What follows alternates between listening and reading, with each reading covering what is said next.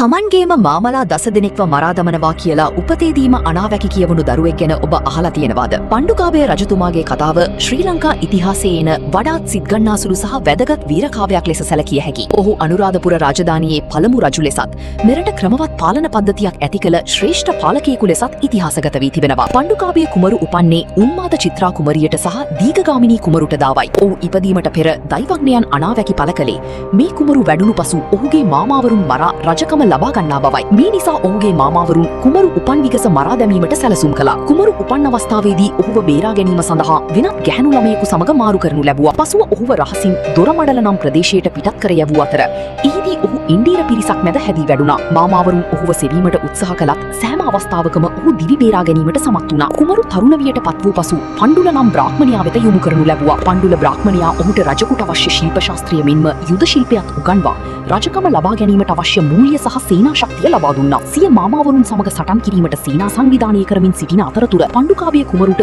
ස්වර්ණපාලී කුමරිය හමු වුණා. එහිදී සිදු වූ හාස්කමක් නෙළුම් කුලයක තිබූ වත් රන් ටැටියක් බවට පත්වීම හේතුවෙන් ඇය ස්වර්ණපාලී ලෙස හැඳින්වූ අතර පසුව ඇය පණ්ඩුකාභයගේ අගමීසිය බවට පත් වුණා. වසර ගණනාවක් පුරා තම මාමාවරුන් සමග කළ සටන් වලින් පසුව අවසානයේ ධූමරක්ක පර්වතයේ ආශ්‍රිතව පැවති තීරණාත්මක සටනින් පණ්ඩුකාභය කුමරු ජයග්‍රහණය කළා. ඔහුගේ මාමාවරුන් 8 දෙනෙකු මෙම සටනේදී මිය ගිය බව ඉතිහාසයේ සඳහන් වෙනවා. අබේ මාමාට පමණක් ඔහු ජීවිත දානය ලබා දුන්නා. රජ වූ පසු පණ්ඩුකාභය රජතුමා අනුරාධපුරයේ සිය අගනුවර ලෙස තෝරාගත්තා. ඔහු ඉතාමත් දියුණු නගර සැලසුම්කරුවෙකු ලෙස කටයුතු කළා. පණ්ඩුකාභය රජතුමා වසර 70ක් පුරා ලංකාව පාලනය කළ බව මහාවංශයේ සඳහන් වෙනවා. ඔහු මෙරට දේශපාලන, සමාජීය සහ ආර්ථික ස්ථාවරත්වයේ පදනම දැමූ රජු ලෙස සැලකනු ලබනවා. ඔබ දන්නවාද පණ්ඩුකාභය රජතුමා අනුරාධපුර නගරය නිර්මාණය කරද්දී මුලින්ම සැලසුම් කළේ මොන වගේ දේවල්ද කියලා? දන්නවා නම් පහලින් කමෙන්ට් කරන්න.